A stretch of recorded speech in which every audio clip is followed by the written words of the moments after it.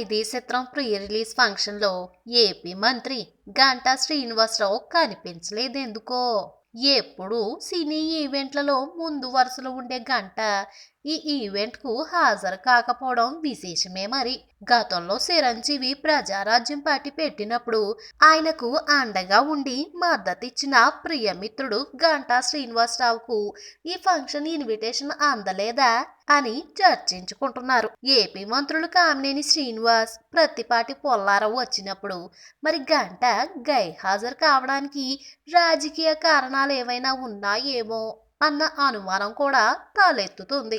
వైజాగ్లోని చిరు ఫ్యాన్స్తో పాటు ఆర్కే బీచ్లోని కొన్ని వర్గాలు కూడా దీని గురించి హాట్గా చర్చించుకుంటున్నట్టు సమాచారం. ఈ వీడియో మీకు నచ్చినట్లయితే సబ్స్క్రైబ్ చేయండి. ఫిలిమి స్టార్స్ బోలెడంత న్యూస్ బోల్డ్గా.